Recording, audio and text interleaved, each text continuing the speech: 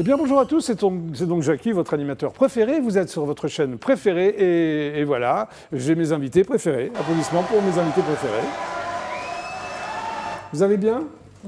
Ouais. Ouais, en forme ? C'est la bonne ambiance ici. Bah oui, qu'est-ce que t'en penses Bruno ? J'en pense que je suis content d'être venu. Ouais, attends, c'est le début de l'émission, tu es sûr ? Après, on verra, on négociera les points. Qu'est-ce que tu veux négocier avec moi Bruno ? Les points. Les points. Alors Bruno Blum, puisque tu as parlé, on va te présenter en premier. Standing ovation pour Bruno Blum. Alors tu sors un bouquin qui s'appelle Le reggae en général, c'est ça ? C'est l'histoire du reggae. Voilà, bon, on en parlera tout à l'heure. D'accord. Et puis tu chantes aussi, tu vas chanter pour le GLPP ? Mais pas du reggae. Mais pas du reggae, non. C'est quoi ? Un truc de chansonnier plutôt. Ouais, avec des paroles. Ouais, des paroles gens... qui ont un sens. Ouais, c'est pas les gens qui chantent en anglais, tout ça. Moi, j'écris des vraies paroles. Ouais, voilà. Attention, hein, je suis un peu littéraire. Elliot, tu chantes en anglais ? Non, bon, ça va alors. Allez, Bruno Blum, applaudissements. Elliot Jane, yeah ! À l'anglaise, alors que t'es française. Alors toi, tu sors un EP ? C'est ça, un premier disque, ouais. Qui s'appelle Liberté chérie, ça veut tout dire. Ouais, tout est dans le titre, exactement. Très bien, applaudissements pour Elliot Jane. Anatole Caporne. Ça va, Anatole Caporne ? Ça va très bien. Allez, applaudissements pour Anatole Caporne. T'es chanteur ? Chanteur, auteur-compositeur, on va dire. Ouais, on va dire ça alors. On va dire ça, voilà. Ok, très bien. Je fais de mon mieux. Voilà. Tu fais de ton mieux ? Je fais de mon mieux, ouais. Très bien. Ouais. Benoît, applaudissements pour Benoît.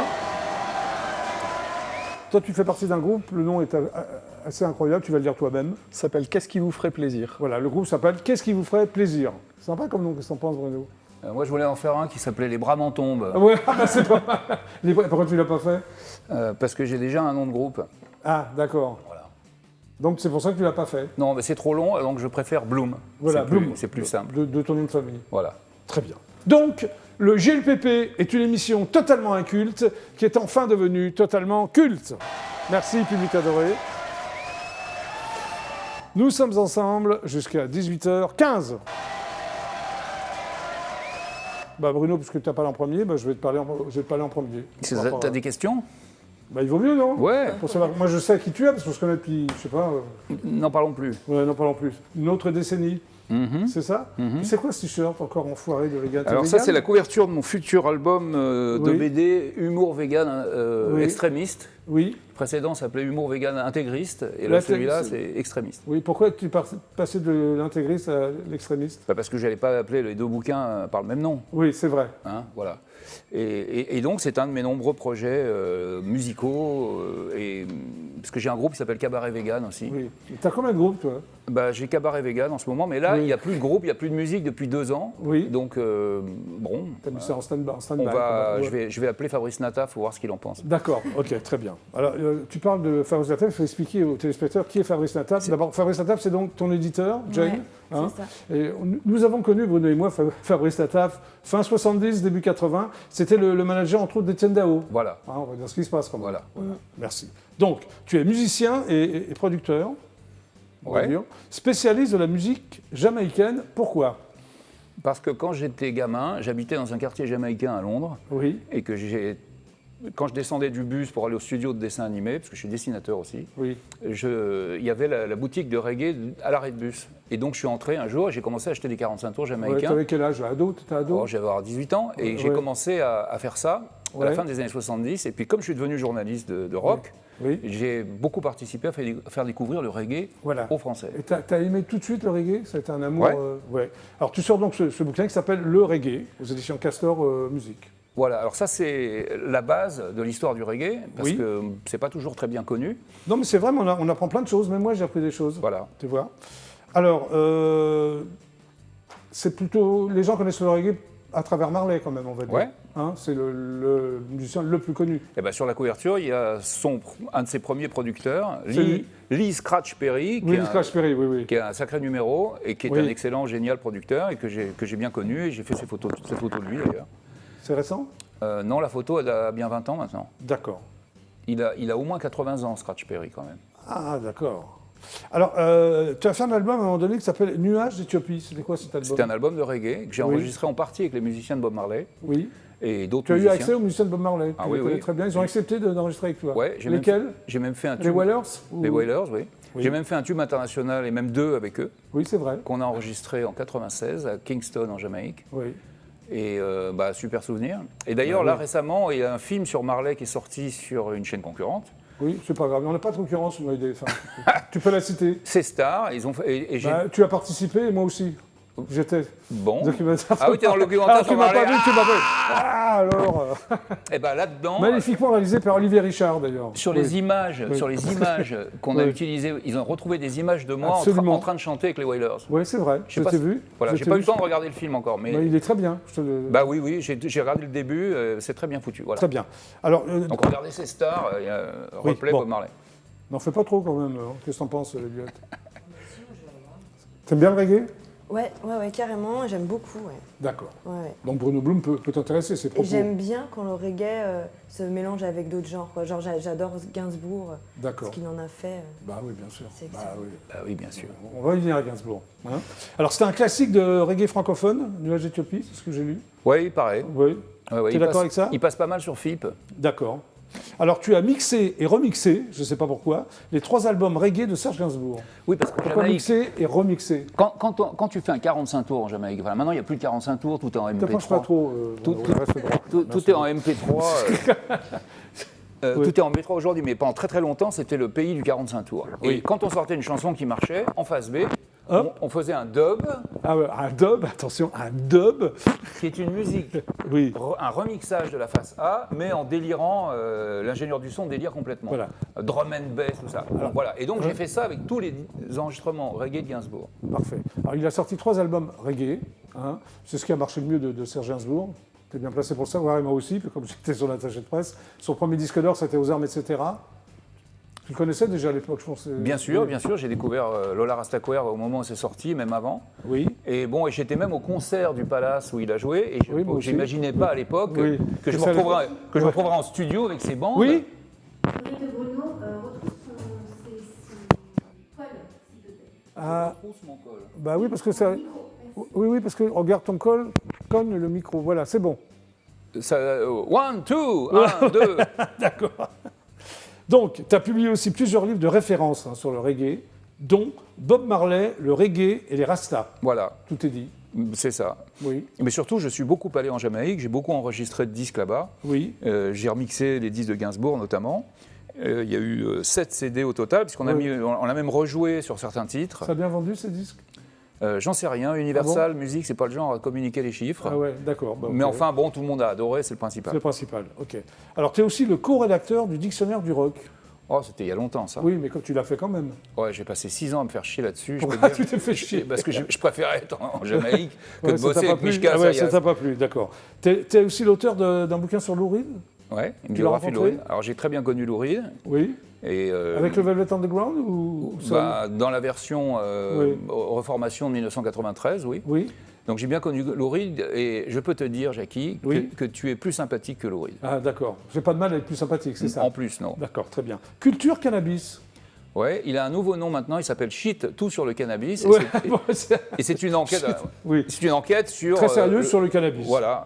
Pour quelqu'un qui fume plus, c'est. Oui, oui, c'est vrai. Comme ça, j'ai vu le meilleur des deux mondes, n'est-ce pas? Parfait. Tu as fait un bouquin qui s'appelle Sex Pistols, Clash et l'explosion punk. Oui, parce que je vivais à Londres à l'époque et que j'ai connu tous ces gens-là. Tu fais partie du mouvement punk? Ouais. Moi, j'ai été à Londres en 77 et j'avais un groupe punk. On a tourné en Angleterre et tout, et j'ai connu tous ces artistes-là. Bien sûr. J'ai même joué avec certains et tout ça. Donc, j'étais quand même. On n'était pas beaucoup à Londres comme Français. Donc, j'ai fait plein de trucs autour du punk rock, voilà. Parfait. Alors, tu racontes donc l'extraordinaire histoire, là je parle du bouquin, est destinée de la musique jamaïcaine. Ouais. C'est cela même, hein? Ouais, parce que la Jamaïque fait partie de l'Amérique. Hein. C'est une île des Caraïbes, entre Cuba et Haïti. Et elle a énormément participé quand même à l'histoire de la musique mondiale. Bien sûr. Et on connaît toujours l'histoire de la musique américaine qui est écrite par des Américains, et des Français repompent les bouquins américains. Et il y a très peu de livres sur la musique cubaine, sur la musique jamaïcaine, sur la musique haïtienne. Voilà. Et moi, je fais ça. Et mon prochain livre, je vais pas vous l'annoncer en exclusivité ici, va s'appeler Les musiques des Caraïbes, 800 pages. Ouf. Sur toute l'histoire de toutes les musiques des Caraïbes, avant les Beatles, avant que ça soit... 800 pages, tu vas les lire, les 800 pages? Ah non. et à chaque chapitre, chacun des 30 chapitres correspond à un coffret paru chez Frémaux et Associés. C'est quand même une sacrée histoire, parce qu'on n'avait pas jusqu'ici l'histoire des musiques caribéennes. J'ai mis 12 ans à faire le bouquin et il sort en septembre. Parfait. Mais revenons quand même Ça, reggae, quand même. c'est les Caraïbes aussi. Alors, donc le reggae, il est né dans les années 60, c'est ça, à Kingston, Ouais. le reggae. Qui a inventé le reggae? S'il y a quelqu'un qui l'a inventé. Eh ben, un des prétendants au titre, c'est justement le type qui est en couverture du livre. Ah, d'accord. C'est lui. Pour toi, c'est l'inventeur du reggae. C'est un des producteurs qui a été parmi les premiers à produire des disques de reggae en 68. Mais bon, il y avait un truc qui s'appelait Rocksteady avant, qui ressemblait beaucoup au reggae déjà 2-3 ans avant. Oui, d'accord. Ok. Alors, il y a un chapitre dans ton bouquin qui s'appelle Frenchy Reggae Party. Ouais. Hein, alors, il y a eu Gainsbourg, qui a été quand même emblématique quand même de tout ça. Mais il y a eu d'autres gens, je ne savais pas. Il y a eu une compile aussi qui a bien marché, Family Reggae Party. Tu en as fait partie de cette compile ou... Il y a eu pas mal d'artistes. Le micro-main. Prends le micro-main parce que ton micro ne marche plus.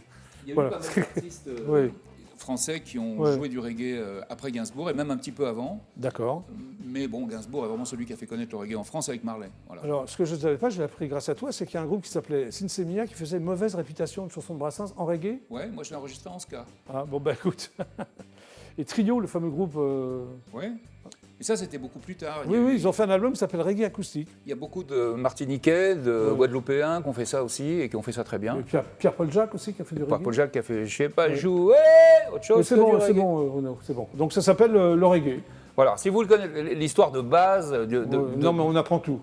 Là, tu as vraiment la base. Bon, maintenant tu vas chanter. Parce que tu vas chanter. C'est parti, je te rends le micro. Oui, bah, il vaut mieux. Alors, hop, comment elle s'appelle ta chanson? Au show, Oui. lapin. Au chaud lapin. Comprenne qui pourra. Hein.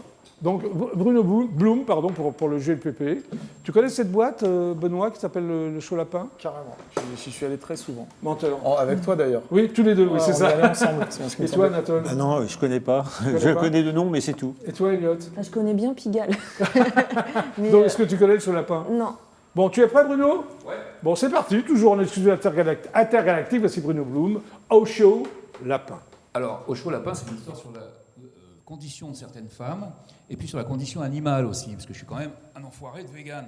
Et donc, ça parle de ça à mon couvert. Il fait un froid de canard.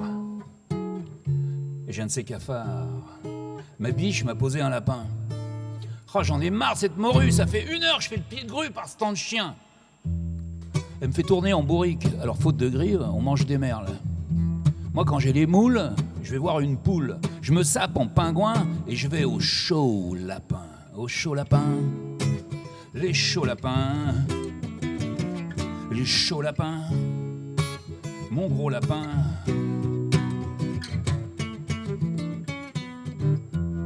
Dans cette boîte-là, on est serré comme des sardines. Faut dire que c'est là qu'on voit la petite Yasmine. Dans un numéro cochon, pas piqué des hannetons. Et ce soir, elle a mangé du lion. Laissant glisser son vison sur sa taille de guêpe, elle est vraiment très chouette, mais l'air de la guerre, son serpent monétaire, le boa qu'elle déroule, hypnotise la foule des minets béats. Son minou joue à chat avec un rayon de lumière. Et entre chien et loup, sa langue de vipère vous dit coucou. Au chaud lapin, les chauds lapins, le chaud lapin, mon chaud lapin.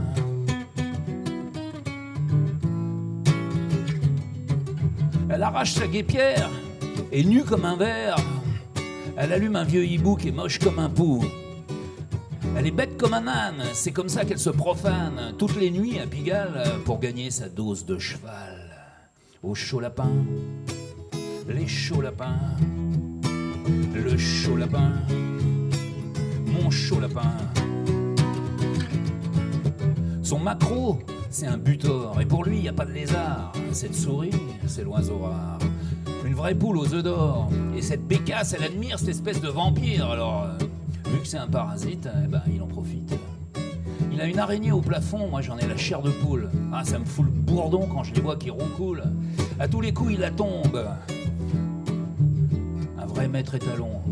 Quand il lui dit ma colombe, à chaque coup ça fait mouche. Quand il lui dit ma colombe, elle se transforme en pigeon. Il a qu'à lui dire ma puce, elle a chopé le virus. Il la touche, elle se couche.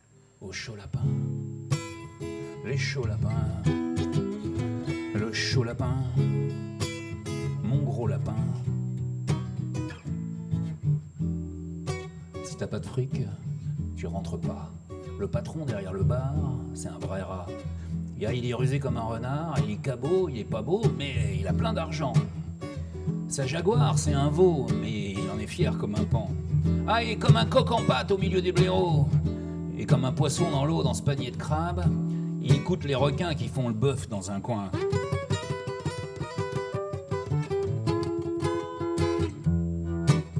Au chaud lapin, les chauds lapins, le chaud lapin, mon chaud lapin. Le barman, c'est son poulain.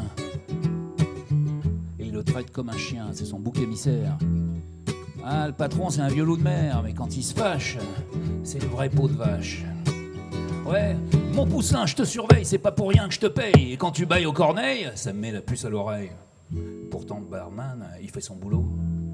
Et il est sobre comme un chameau. Ah, mais le patron, il sera content quand les poules auront des dents. Son gorille, c'est un gros porc.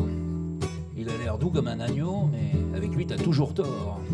Et quand il se fâche...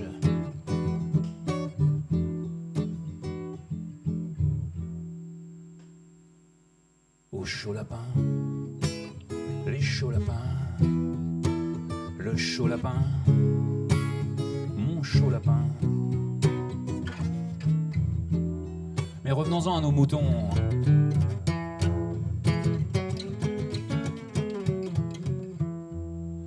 À me siffler des perroquets, j'étais saoul comme un cochon. La poulette s'est rhabillée. Et une fois remplumé, l'oiseau s'est envolé.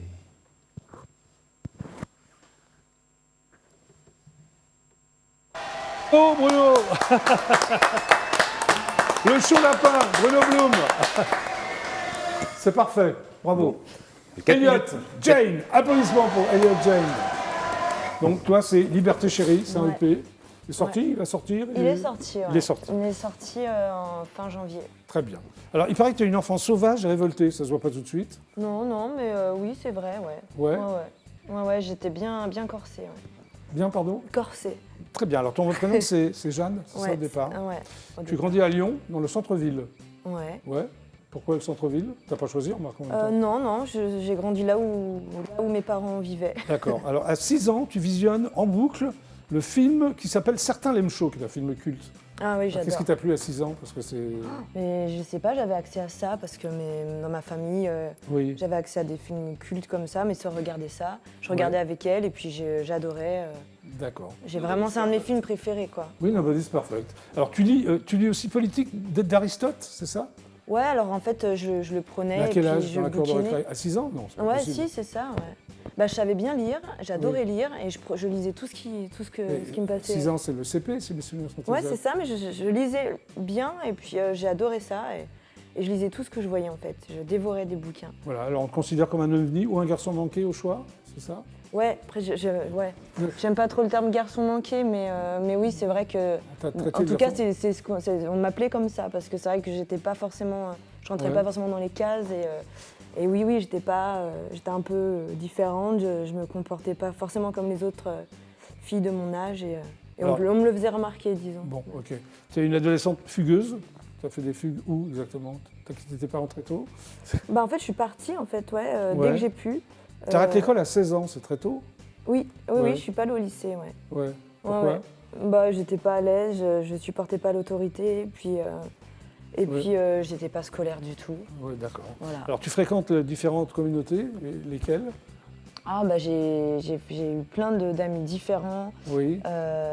J'ai croisé des hippies, j'ai traîné avec des groupes de skinhead. Ah ouais. Il y a eu plein de personnes très différentes. En France? Ouais, en France. Après, j'ai pas mal traîné à Londres aussi. Alors, tu découvres le Britpop. Tu aimes bien le Britpop, c'est ça? J'adore la new wave, l'électropop, le punk rock. Plein de trucs différents. Voilà, le punk rock. Tout ça, c'était à Londres ou quoi? La Britpop, j'ai découvert avec les Libertines. Oui. Et en 2006, il y a eu une vague de... Pete Doherty, c'est ça? Ouais, tout ça. Du coup, tous les groupes commençaient, même à Lyon, à faire ce genre de musique. J'ai adoré ça. Ouais. Et en Angleterre, c'était plutôt la période punk rock. Quand on jouait avec mon groupe et on avait ouvert pour Didier Vampas à Londres. Didier Vampas. Et c'était excellent, il est trop marrant. De Vampas. Ouais.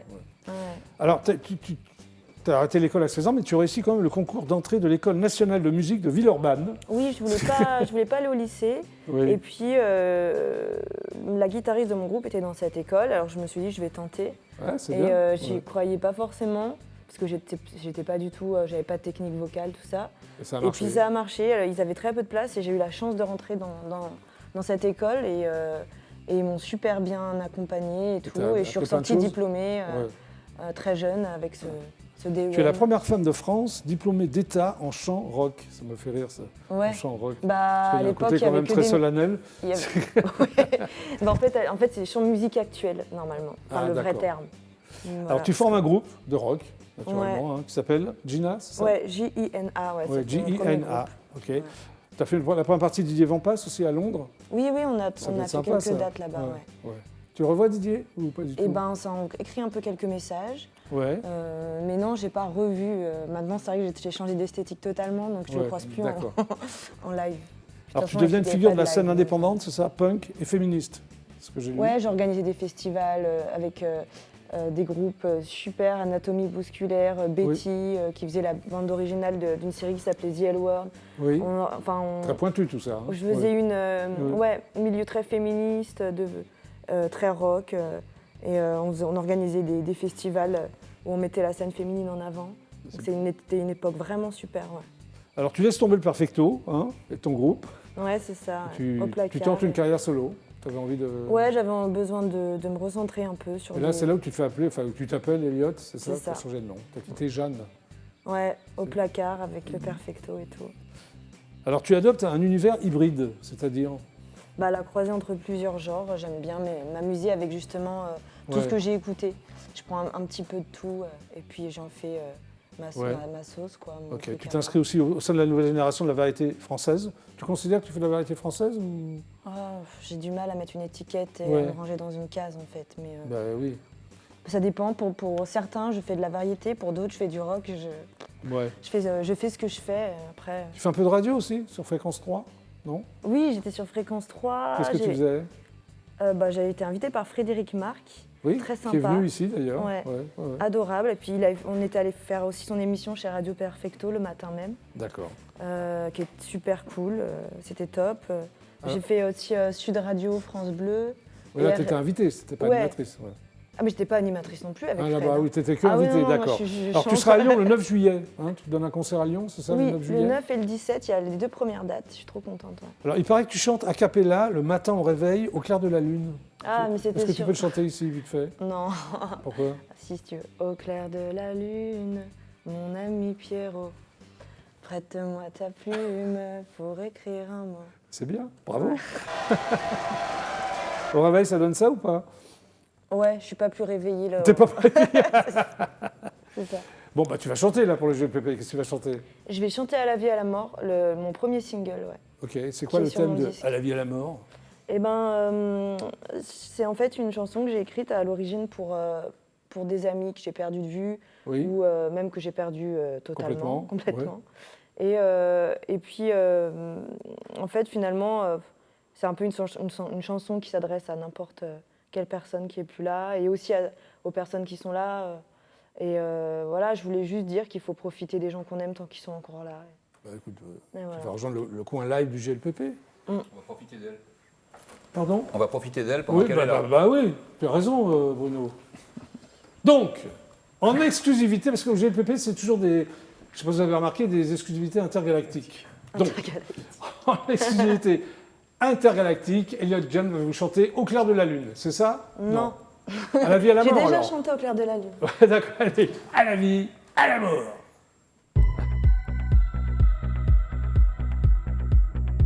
J'aimerais bien te revoir allongé sur le sable. À la vie, à la mort. Dis-moi comment faire pour te réveiller. Je donnerais cher à la terre pour tout te raconter. À la vie, à la mort. J'aimerais bien te tendre un piège, toi. Prisonnière du ciel, t'étais trop jeune, t'étais trop belle, t'étais trop conne. À la vie, à la mort. Super-héros des temps modernes. À la vie, à la mort. Raconte-moi une fable de philosophie. Descends, bois un dernier verre de trop. Danser en soirée disco, boire un dernier verre. boire un dernier verre de trop.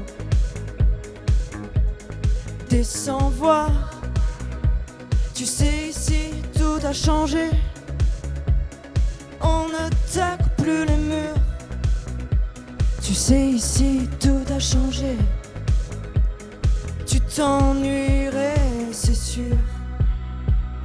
À la vie, à la mort. J'aimerais bien te revoir pour le dernier métro. Écrasé sur mon mur, ton premier mégot. J'ai besoin, je me fane du tout premier slow. Dans un squat ou un van, super rétro. À la vie, à la mort. Souviens-toi, nos idoles en perfecto. Raconte-moi une fable de super-héros. Descends boire un dernier verre de trop. Danser en soirée disco. Boire un dernier verre. Boire un dernier verre de trop. Descends voir. Tu sais ici tout a changé. On ne tacle plus les murs, non. Tu sais ici tout a changé. Tu t'ennuierais, c'est sûr. À la vie, à la mort. Descends, boire un dernier verre de trop. Danser en soirée disco. À la vie, à la mort, et tu t'en iras encore. Descends boire un dernier verre de trop. Danser en soirée disco. Boire un dernier verre. Boire un dernier verre de trop. À la vie, à la mort. Wow. À la vie, à la mort. Bravo! Elia Jan pour le GLPP, à la vie, à la mort. Bah Bruno, tu étais alors comme ça, tu te lèves, voilà, tout va bien. Ouais, je voulais écouter de plus près. D'accord, c'est bien. C'est très très bien. Bah merci. Mais je t'en prie. Vous êtes donc sur IDF1, c'est le GLPP, quelques pubs et on revient tout de suite après. C'est parti, voici donc les pubs.